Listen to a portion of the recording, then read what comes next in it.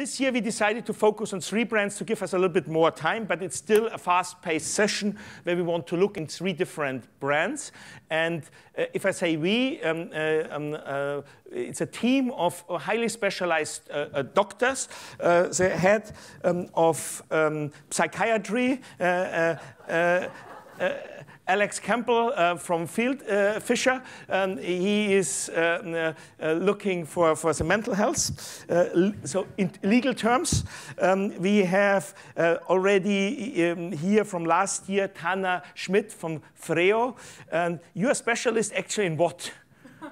I think in overall health, overall health, and then we have the cardiology specialist for the design issue, Kevin Underwood from HKS. Would you be so kind to come to me to the stage?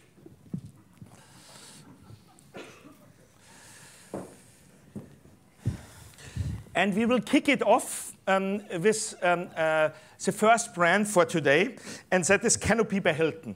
And Gary Steffen, who is adventurous enough to subject himself to a thorough analysis, will try his best not to look like his neighbor over there. I was going to say, first of all, I'm feeling much better than my colleague here. He was the guy from last year. Oh, that's the same guy. All right. Well, thank you for the opportunity, doctors. I am feeling quite well today. Canopy by Hilton. Build yourself a great neighborhood hotel with the power of Hilton Performance Advantage, the #1 recognized brand in the world, Hilton. We will open our first hotel in Reykjavik sometime around June. If you haven't been to Reykjavik, make sure it's on your bucket list. In the heartbeat of the city. About 112 rooms. There's our signing event. We just announced London City yesterday. You'll hear more European locations in the next few days, but certainly global. Toronto, Washington, D.C. This is a brand with legs. We coined the term accessible lifestyle. What does that mean?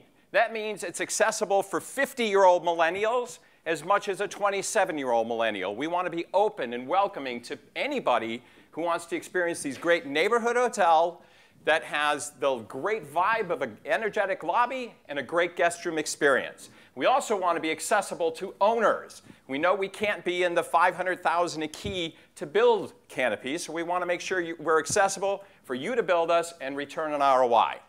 5 key takeaways. Canopy is all about great neighborhoods. We don't look at bad neighborhoods for Canopy.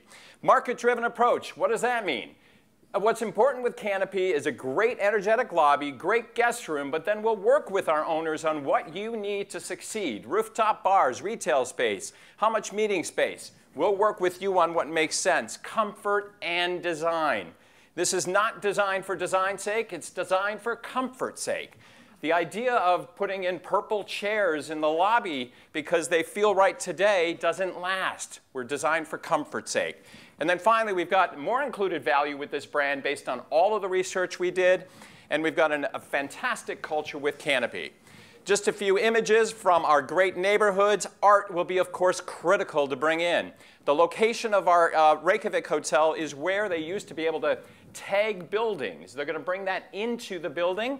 They're also going to talk about architecture, literature, poetry, music of Reykjavik. You see natural, organic, slightly eclectic, honest materials. This is what Canopy is all about. This is another example of the DC Waterfront Hotel. Again, organic, natural, eclectic materials, honest materials. That's what our guests want. That's what we're building with Canopy. Market-driven approach, I talked about it.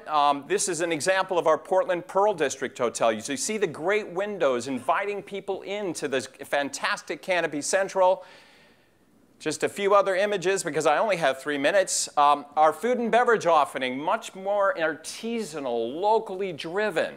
We've got the great display right here. We're also going to bring the neighborhood to life through evening tastings of local microbrews and wines and a small welcome gift from the neighborhood. And then finally, our comfort and design. We built out some great model rooms in our headquarters in McLean. You can see the honest materials, the bright, fresh, airy, uncloseted. You can see a Canopy bed. And how is that interpreted then in our fantastic hotel in Reykjavik? You see the Canopy bed. This was the home of a furniture factory, so they're bringing in real pieces from the existing furniture factory. But that is our Reykjavik hotel. Love the bathroom, comfort and design. That's really, really critical. And thank you for my 3 minutes of fame. Positively yours, Canopy by Hilton. Did I do that in 3 minutes? Almost. Great.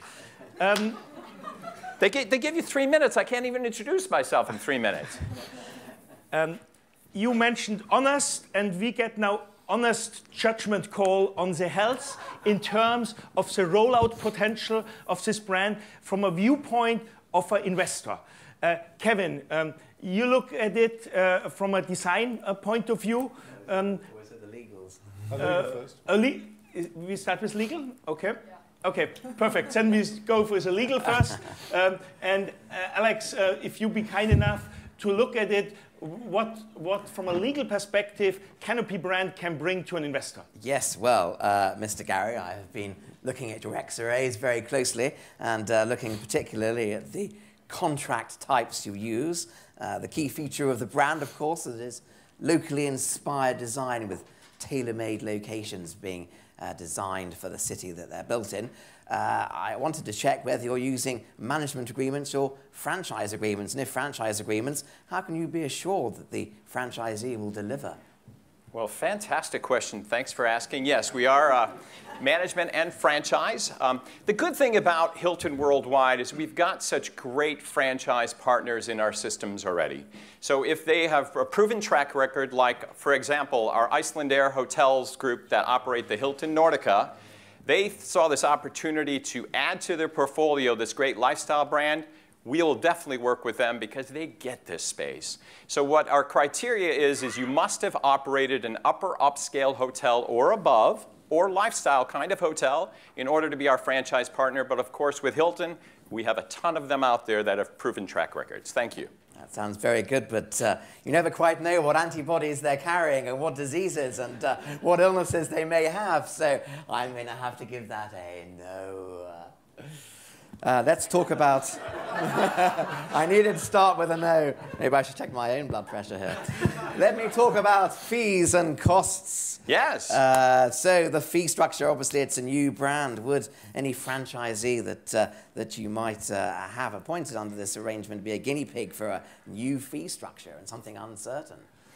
Well, I think the fee structure is consistent across all of our brands. When it comes to franchise, we've got a 4% program fee as well as a 5% royalty fee. Certainly, we want to work with our existing owners and ramping them up, et cetera. So we do have very competitive fees. We have, again, a proven track record of rolling out brands like DoubleTree by Hilton and Hilton Garden Inn, bringing Conrad and Waldorf to this region of the world. We've got proven track record, proven systems that justify these incredibly low fees that should give me a thumbs up. That'll give you a question mark, but I understand that they're all published and they are published. That's the correct. Thing that you're expecting when you enter into an arrangement. That's with correct. Hilton. Excellent, excellent. Just think of the mix of business change you're going to get from being an independent hotel to coming with the Hilton systems. Sorry, that was an ad lib. Let me talk about my next diagnosis then, my next question for you. Skin in the game. There's always that debate about the difference of interest between the owner and the operator. Tell me a little bit about whether you guys put skin in the game on this. Well, the answer is we generally we're not building our own hotels, but will we work with our partners to make sure that there's a proper ramp up? Potentially there's some other deal terms we can negotiate, but we're not building our own hotels.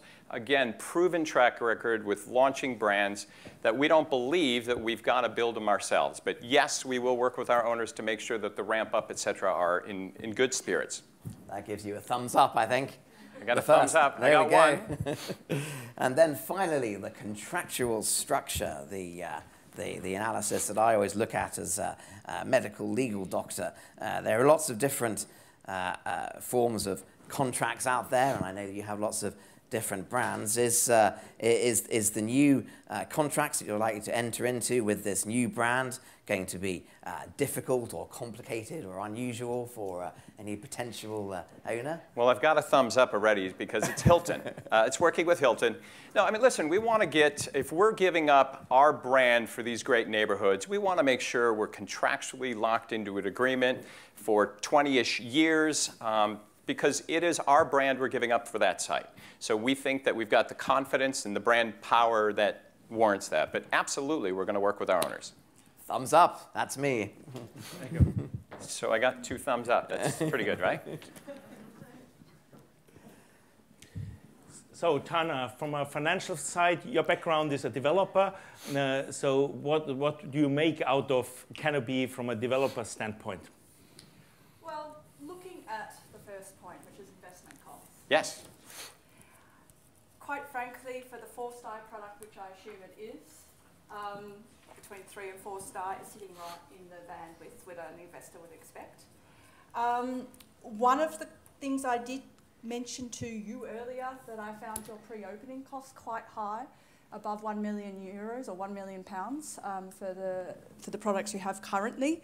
And my question to you, is that driven by the marketing that stands behind the Hilton Canopy brand? I think, to talk about that, when we utilize consultants to put these basically case studies together for a new brand, we like to just kind of put benchmarks in there. We don't have a proven, with the Reykjavik coming up, with London coming up, we don't actually have numbers from our owners as to what they're spending for pre-opening.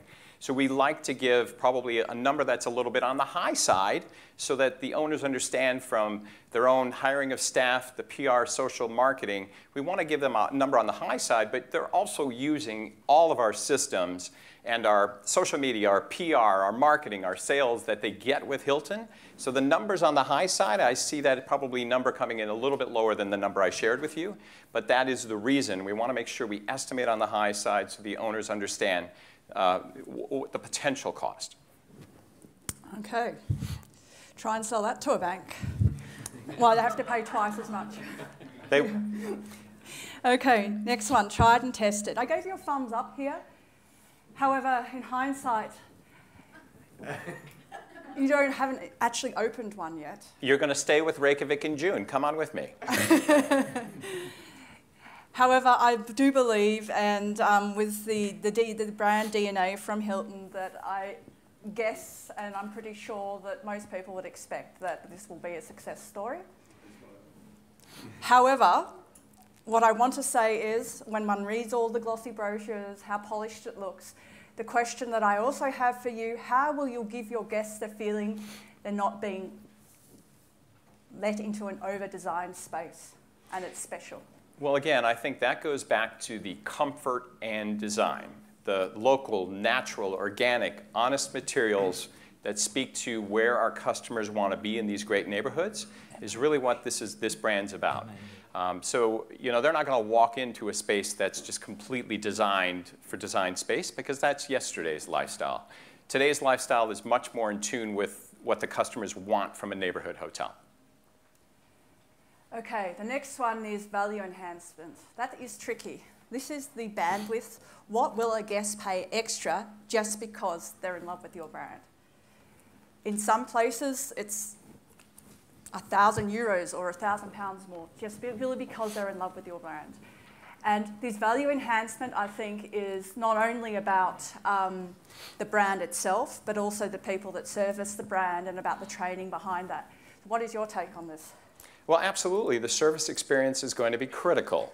I think that, again, proven track record with the rest of our brands, Canopy's got a very unique set of hospitality guidelines that we're going to be bringing to life through our team member enthusiasts at the property.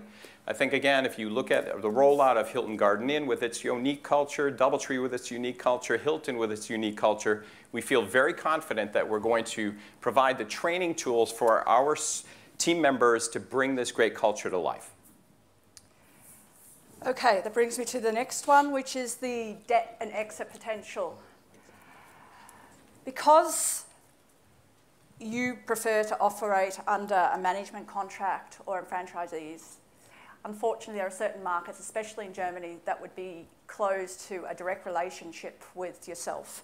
And in that respect, I feel that perhaps there's one advantage that you're not presenting to certain markets. I also, from looking at the costs of the pre-opening, and also the costs quite high per key, up to 150 British pounds per key, I felt that though the brand is protected by its parents and the Hilton umbrella, I felt that perhaps there would be questions by investors and questions by banks until at least 1 or 2 projects were tried and tested. So that's why I said thumbs up for the Hilton and question mark for Canopy. And you're coming to Reykjavik. Thank you very much. And finally, from a design point of view, what do you make, Kevin, out of what we've seen? Is it something revolutionary new or something you've seen many times before? Well, I've looked at the cardiology and blood test results. And overall, it's looking pretty healthy. I'm a firm believer in a good diet, and it appears like you've had a good diet. I don't like the guy who's been eating some of your food in your restaurants, but no, seriously, you talk about be honest and natural materials, and I want you to be very honest in the answer here. In your presentation, you showed teak for Reykjavik. Why are you using teak in Reykjavik? That doesn't sound very sustainable to me. Yeah, so certainly that's a great question for Reykjavik. I can certainly ask the answer. I think that the approach overall, if you look at the approach overall that Reykjavik's taken with the concrete and the exposed ceiling and the great wood and utilizing the furniture from yesterday, which was a furniture factory, overall it's a very sustainable story. But I think that there will be elements that will be brought in that may not be 100% honest from a cost perspective or whatever it might be, a design perspective. But overall, I think if you look at what you saw from Reykjavik and some of the other photos, it's going to be very honest materials, and that's what we really want to bring to life. I like it. Okay. You wanted me to be short because there's another patient coming in. Perfect. Typical doctor surgery, there's another patient coming in. Yes. Right. So the overall assessment is quite positive with an overall thumbs up. I was in Reykjavik last week, and the neighborhood is quite good, but Reykjavik is not that big anyway. It would be difficult to find a very bad neighborhood unless you're out in the ocean. But Reykjavik is certainly an eclectic destination as a first destination. But what is not known, it's probably the market with the highest RevPAR in Europe right now. So it might not be such a stupid decision to start it out in Reykjavik. I'm wondering if you have Reykjavik as a reference product and all other developers then have to go to Reykjavik to look at that one. That might be tricky. One challenge I see in some parts of the design, I don't understand why anybody still would put a desk in front of the wall that you have to write and looking at the wall. That is something beyond comprehension to me, but maybe that's some things, little elements that still could be ironed out. The key question is there anything totally stand out which makes it different from the lifestyle hotels? It sounds and looks very appealing, but I have not seen the real USP, which is a killer USP, which would give it a clear distinction. So maybe that is something to work on once you do the rollout in the years to come, to give your little baby a clear path to fame at a later stage. And she's a beautiful baby, thank you. She's a beautiful baby. She's a beautiful okay. baby. Thank you very much, Gary. Thank you.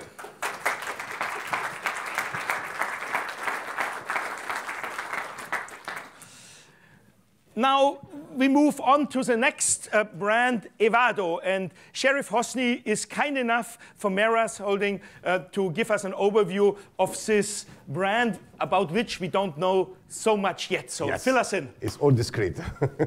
Now, just to present, our new Evado.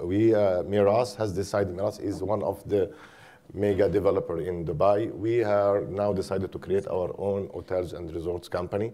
We are coming with 4 brands between boutique, luxury, and upper upscale and upper mid-scale. We are also having hotels operated by other colleagues in this room from other companies. So today we are revealing the first brand, which is called Evado, from this room. And I will let you go through already the brand story a little bit, and then we can talk after that. Go ahead. I will not talk, so you can read. So.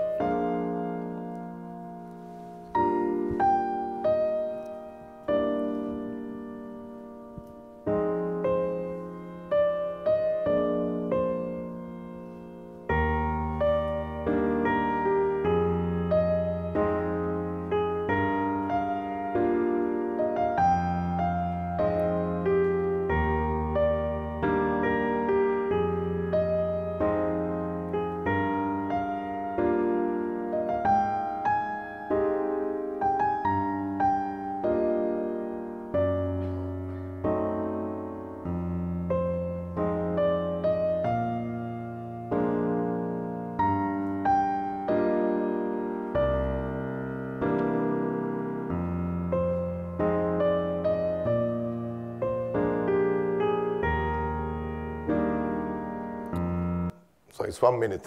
Sorry. So just you can notice from what the presentation that already our values is combined between to be intimate, discreet, unique, and creative. We are trying to bring something new to the market. People are always boutique hotels, boutique hotels. People are confused with boutique hotels in many countries, okay, and many destinations. Think boutique hotels is 100 rooms. We are trying to bring something new to the market, okay, between providing a lot of differentiator between other boutique hotels and Evado. We will start our brand in Dubai. We are now 3 hotels under construction currently now. I apologize that already for certain reason, I prefer not to go into the details of the design, if you allow me for that. But what we can say is the following. What we would like to give you is what? To give you something which you feel that you have not got it in other places, not by only the personalized service, by only the design, but certain feelings that is different. For instance, maybe I can say something like that. For example, you go to hotels, what is already upsetting you in many of the boutique hotels and everything? You don't feel that, okay, you are in a normal hotel, but you have maybe different design. But what about the engagement you have with the people? In boutique hotels, you will have more time to be engaged with the people. You can get more facilities, more. We are trying now to do something, maybe I will say, for example, we don't go to have reception. You do not check in, no check out. You have done all your check-in and check-out in advance. You are coming to your place. You're going right away. Okay, they escorted to your room, and you don't have to sign anything during your stay. You are like at your home. You don't want, okay, called by your name all the time, but people knows you, what you need. This is part of the things. That means already, and when you leave, we know you got all the information. Now you are attending any hotels, going to any hotel, what they are doing for you. Can I get back, okay, your passport, your everything, your information, what the kind of things. So we'd like to let you feel different than other place. We are not going to have already many rooms, but okay, our size would be already limited between 40 and 80 rooms already in this case. We would like to bring a new era of, as you know, for example, innovation is very important. What's happening in Dubai currently is everything is new. Everyone is competing, so competition is tough.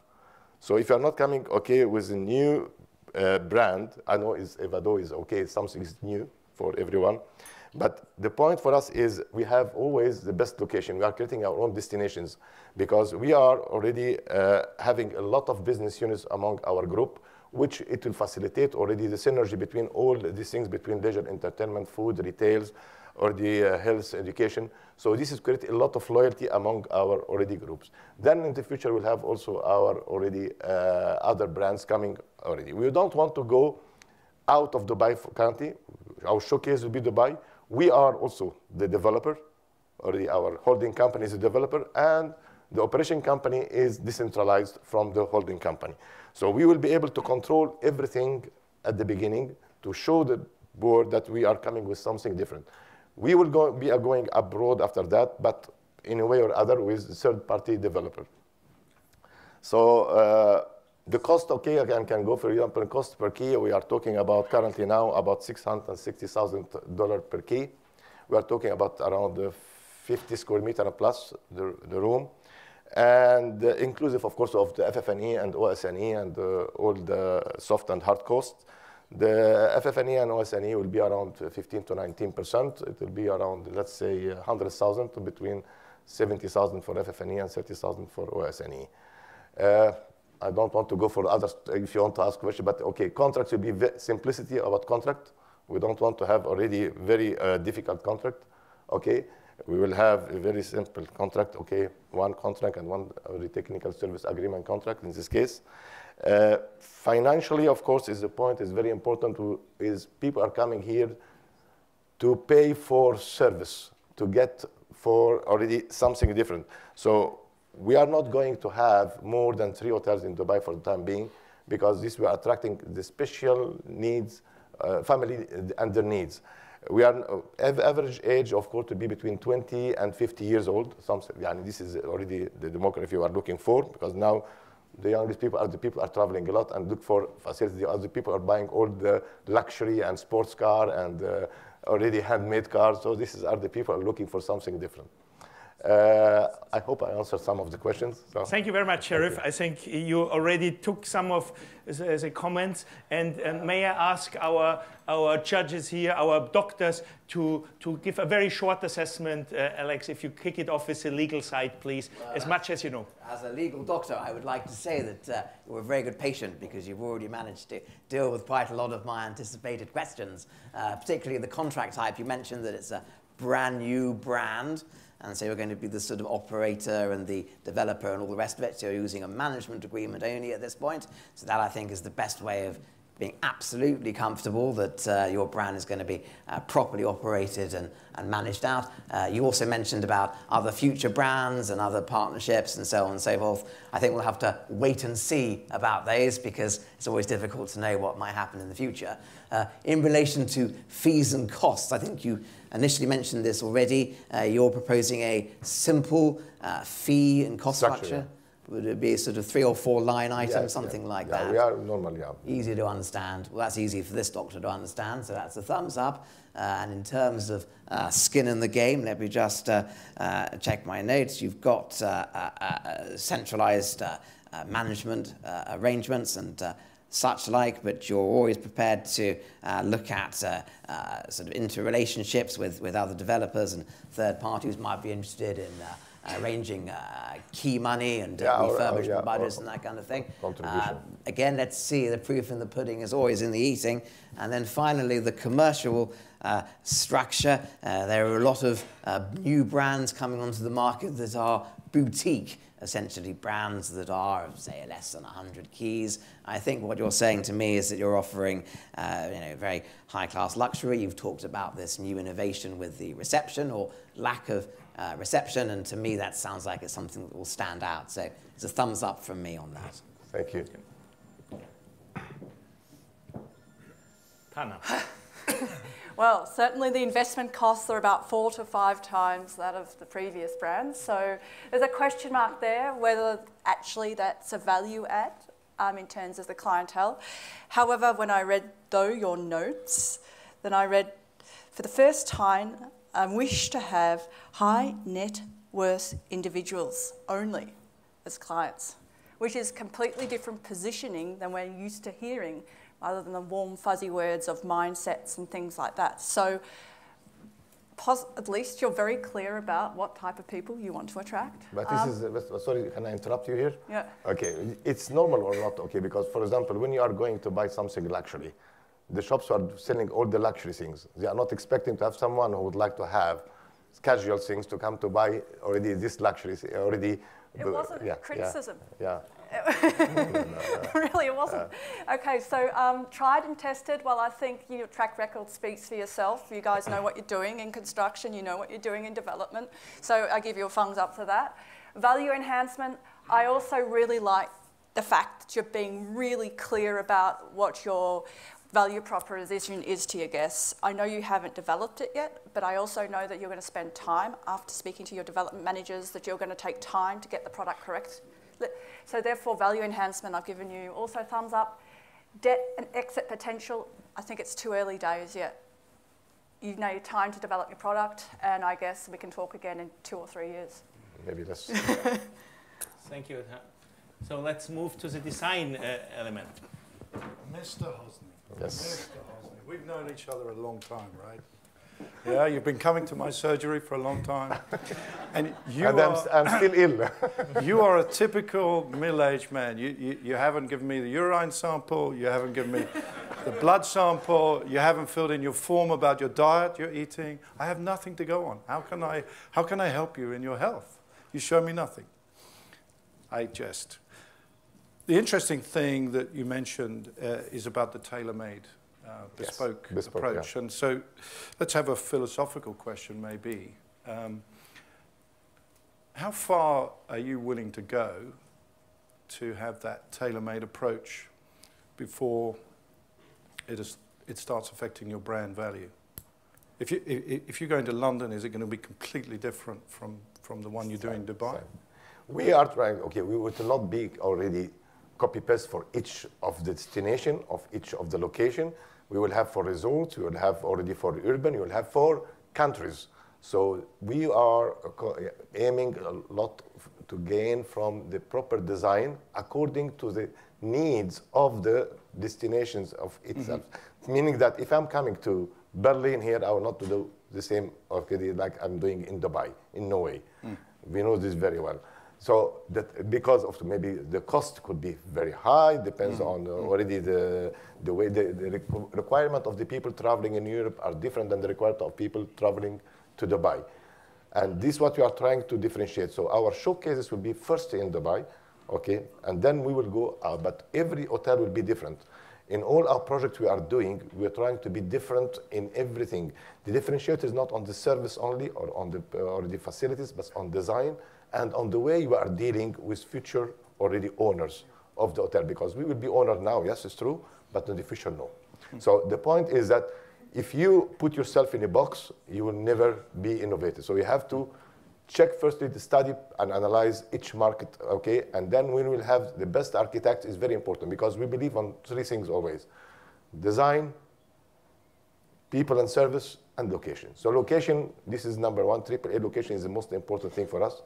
Design, you must have the architects who cannot copy. The problem sometimes, with all my respect to the people in the room who are maybe architects or something like that, that they are coming with the same design. We used to, I remember one day, we used to have an architect who came to work with us on a project. I didn't know, so it was a competition. I went to the room and I said, oh, I know this one. This is the same which I seen in Bali the other last year. So it's only changing already some of, even the landscaping is the same. You cannot go to, for example, Asiatic place and coming to Dubai, you have to have the same landscape. So the point, we have to work with the architects who will understand what do you want exactly. Sheriff, many thanks. May I cut it over here to move forward? So overall, we are a little bit unclear here, and we have not had enough information to give a real clear judgment. I think there might be a case, a severe case of a disease called oxymoron. Discreet in Dubai. You know, that for me is. And a second judgment, why I think you have a limited development potential out of Dubai. It's simply when you develop a brand in the Middle East, in a place like Dubai, you design it with large rooms, you design it with lavish service structure. Where outside of this region can you do that? Where could you do it in Europe? Maybe in London, maybe in Paris, maybe in Reykjavik. That's about it. So are we going to see one of your products in Reykjavik soon? We'll check, okay, if we'll make money there or not. Okay. But it is a challenge. When you bring a brand from a place where you have larger rooms and you go to a destination where you simply don't have the room rates to justify. That's actually, American groups had to come up with at very early stage. If you do a budget hotel in America, say a Super 8, which has 28 square meters, that would not be a budget hotel here. So it is a challenge we all face where we come from and go to. So finally, thank you very much. Finally, we come to our last patient. Actually, after we have seen one with an American DNA, but with a lot of European influence, a Middle Eastern DNA, and now something with an European DNA. And allow me you will show us first the film, I understand, Frida. Yeah? Yeah, I have 3 minutes as everyone else here, so I'll try to stick to the time. Ladies and gentlemen, I'm very happy to present our new brand, Jaz in the City. Jaz was developed with today's customer in mind, with the desire for efficient operations and also in terms of returns on investment for our investors. It's a product that we believe is sustainable and will deliver the results that all stakeholders within the process will require. Happy to show you a video which will give you a little bit of an emotional impression of what we're actually trying to achieve with our new brand, Jaz in the City.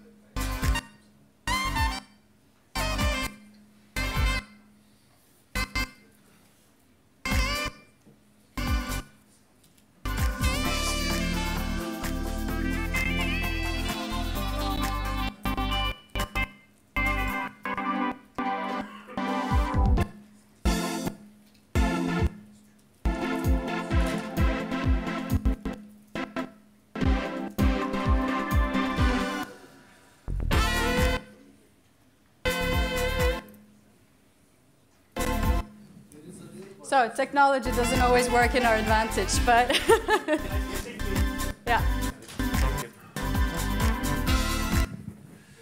Okay, unfortunately we have to cut it here, but that's a problem of a rollout. If you have a new product, it sometimes might have some technical issues, but not your fault. Luckily it was not my fault this time around. Right? Good, so in a nutshell, what we're trying to achieve is really through our 5 hallmarks: art, music, the bar, the band, which is our people, and through our key development sizes, facilities, etc., we believe that we now have a brand that will be able to compete not only in the European German world, but also international. So, bring it on, doctors. Excellent. Well, excellent. Well, it's a pleasure to have you in my surgery again. And let me talk about contract type. I've had a look at your X-rays, and I understand that you're generally using management agreements and leases to make sure absolutely that the brand Jaz is rolled out effectively in a manner that you feel is controlled and managed. So that gets a thumbs up from me. Fee structure. Tell me a little bit about fees, given this is a brand new brand. Well, clearly we operate under all 3 different contract types on a general basis, but for the case of Jaz, we intend now at least for our first 5 to 10 hotels to go in on the basis of management and lease agreements to really assure brand alignment. In terms of fee structures, there's no further magic behind it. We really try to operate with agreements that works for every party involved, with fee structures that works not just for us as operator, but also for the developers, investors, etc. Terms of fees, it's always difficult to talk about with regards to leases. We're really looking at the type of variable leases with a minimum on the side. So skin in the game, the interrelationship between the owner or the operator or lessee or lessor, whatever it might be. I've had a look at the details of the brand, and I understand that because it's so new, that what you're looking to do is be open to different solutions in terms of how the arrangements might work due to the many different players involved. So I think that comes up as a thumbs up. I appreciate it's a flexible time for the new launch of your brand. And then finally, I wanted to talk about the contractual structure. We've already seen 2 other fantastic new boutique concepts. Tell me a little bit about how your brand stands out from some of the others. Well, I think more than anything, especially in terms of contractual structure, fee, etc., we are probably differentiated in the way that we are able to really go in and adapt according to each and every requirement from our stakeholders. We work under different types of law, different types of structures, different types of agreements, and we have experience within every single different type of agreement. So I would say that's how I see our advantage on that point. Well, it sounds very interesting. Let's wait and see on that. Thank you very much. Thank you. Okay, so I gave you a thumbs up for investment costs because out of the 3 brands, you were clearly the most value for money in terms of pure cost. So if you just looked at it from cost perspective. At about 120k per key and FF&E at 20k per key, I felt that that was exactly where you should be hitting it in terms of, especially considering the expensive price of market entry real estate in the gateway cities at the moment. You already have an existing location in Amsterdam. I checked that out on booking.com about half an hour ago, and you're currently running at 9.2. So correct, very good ratings. So I felt that was also showed that considering the opening at the moment situation that you're in, that you've set the ball mark quite high. Value enhancement. It's really difficult with these design brands to really understand and to really sort of understand the unique selling points between all of them. Everyone's out there doing it. Everyone's doing a little cool, quirky design lifestyle brand at the moment, and it's another one, another 25 hours rip-off or whatever it is going to be. So it basically is to see what I found very pleasant about reading the guest reviews across the board in TripAdvisor was that I think what you've done is that you focus also on your staff and the operation side of the model, which a lot of developers forget about how important that is, because your exit is generally between 3 and 5 years, and so you need to be showing a well-run hotel in 3 and 5 years, and it looks like you're on a great way for that. That's why I gave you a thumbs up for that. Likewise, debt and exit potential is a question mark there. You're very well known, the brand Steigenberger, in the German-speaking parts of the world. However, you have a lot to do in terms of getting global recognition for your brand, and I'm sure that's part of what you're doing and part of your plan, your strategic marketing plan. I do notice that your rollout is relatively slow, 2 hotels per year for Jaz, so it's also not so aggressive, but something I think that perhaps Steigenberger or maybe Jaz needs to take away is what is its relevance outside of Germany and how do you attract international investors. Thank you very much. And finally, the design issue. Frida. Model patient. You filled in all your forms. I bribed you well, huh? That's very good. Yeah, you've given us videos, everything. So no, I love it. I love it as a design. It's very beautiful. I'm curious, who is this sophisticated explorer with the backpack on? Who is he? This is the man on the street. It's probably everyone here. It's really trying to reach out to everyone who would potentially stay in a hotel. And I think what we've found is not just talking about generations, not just talking about the younger millennials, but also being able to use what the millennials find fascinating today to attract people that are not necessarily of that segment. So through our hallmarks, art, specific, very local, we believe that we can also attract that segment of across the board, not just the backpacker at the age between 18 and 20, but also those a little bit. And how do you make a 24 square meter room feel like home? Have Looks you been great. to? I'll be happy to invite you to Amsterdam, Jaz in the City. It's a great product. I think 24 square meters is more than enough to create a comfortable space. We've seen that in even other products where you even have less space.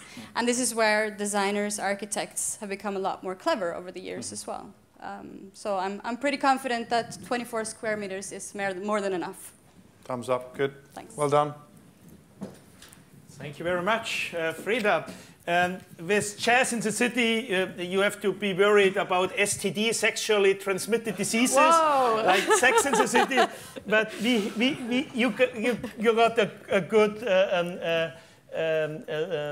assessment from the doctor, so I think you're risk-free. Or your brand, I should say. So generally, you have to be careful what to say here.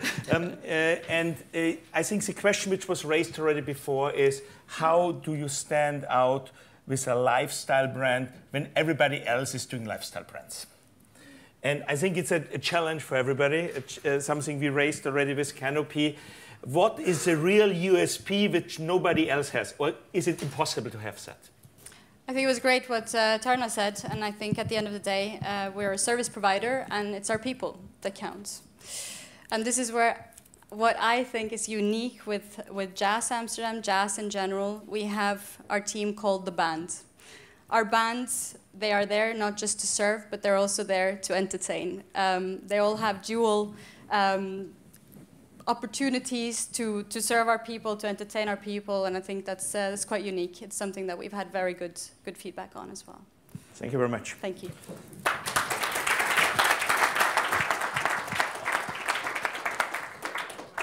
Ladies and gentlemen, you saw 3 brands now, and please, if you have any questions to any of the judges or any of the developers, feel free to do so now.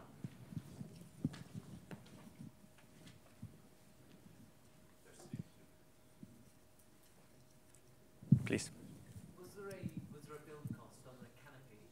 I might have missed it, but I'm not sure it was. Gary said something you could answer.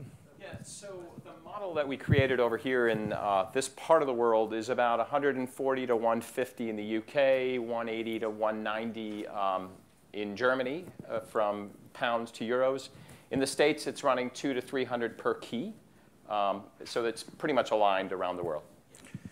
So to get this in perspective, your standard room size is how much? It's going to vary. So we'll look at a 27 square meter room in London to a 35 meter square, in Dubai. So it's going to vary based on the market. But in Europe, around 30 square meters, something like that? Yeah, or if it's in the core of the most amazing neighborhood, we'll look obviously smaller than that, based on the mix of rooms, etc. So 25 to 30 square meters with about 200,000 investment. We have Jaz in the City with 24 square meters and about 120,000 investment. And you have more than these two together with 50 square meters and a slightly higher price tag. But still cheap for Dubai. It's quality. Quality, good. Any investors here, what would be your verdict? Where would you like to invest? Which brand would you like to build? Anybody? Please. I would like to do the Jaz in the City. Yeah. Because I think I really like the concept, for example. I think a big point is that every employer has to play an instrument. So it's really a deep product, well thought of. And also from being an investor, 120,000, much more lucrative than 200,000 next. So I like it very much. Mm-hmm. Any other?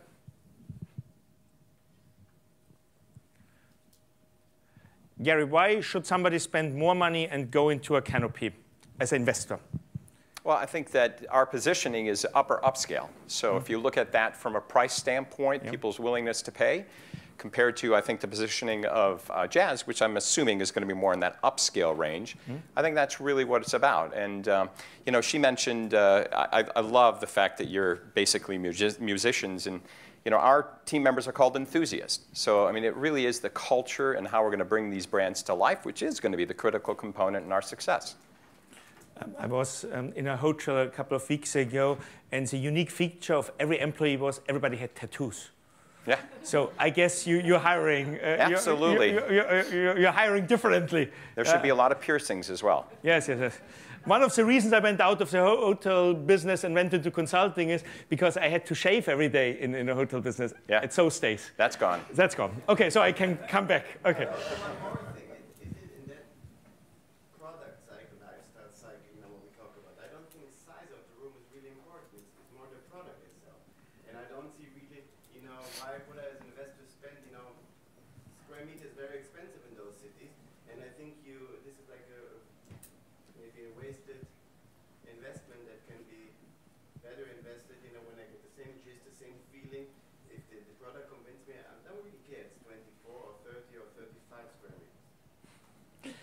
I think it's an interesting discussion. I actually had this morning breakfast with Mr. Müller from Motel One, and his main argument is the room is not where you spend your time and where you should not spend your time. And they go with 15 or 16 square meters, so even more radical than Jaz in the city. The question is, how low do you get? But generally, I think it's an observation of all of us is that the public spaces, especially the gastronomic area, play a disproportionately larger role than in the past. When I started 26 years with PKF, one of the first lessons I got was cut down on F&B. You lose money with F&B. You make money with rooms. Make as many rooms as possible, but don't do much F&B.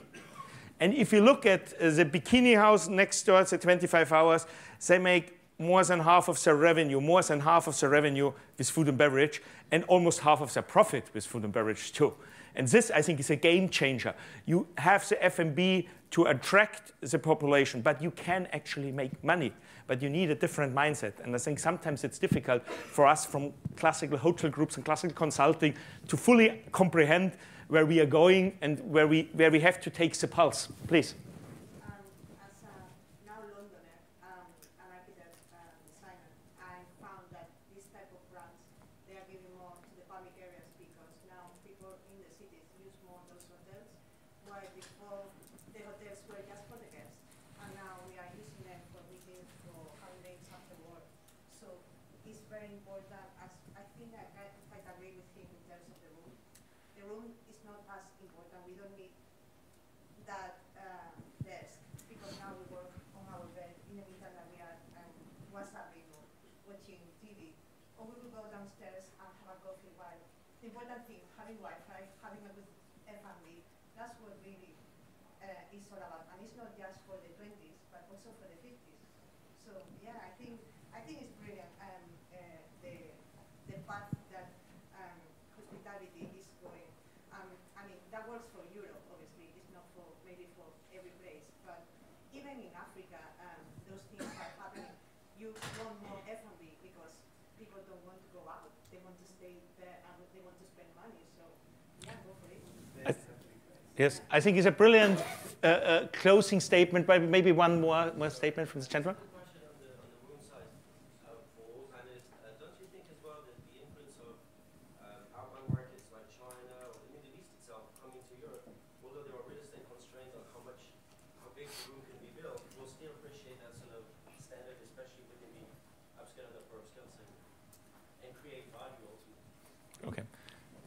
I just go back to the positioning, and if you're really going to attract an upper upscale guest, you are going to expect a slightly larger room than you are at an upscale positioning. So I think that is a critical component, but at the same time, if you're going to develop in these incredible neighborhoods, you have to have flexibility because of the adaptive reuse nature or the new builds. So I mean, absolutely, size is important, but at the same time, great neighborhoods.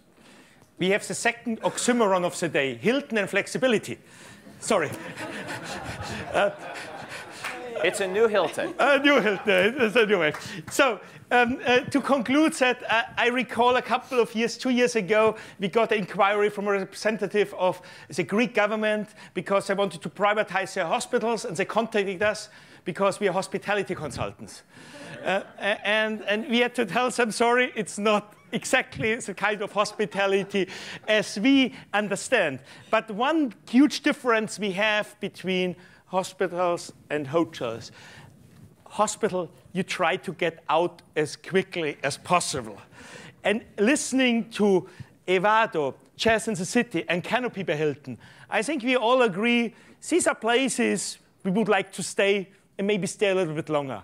So unfortunately, so we had no real brand we could totally bash today, but we had some critical comments, and I hope you can take home a couple of conclusions. Many, many thanks to our highly qualified doctors here.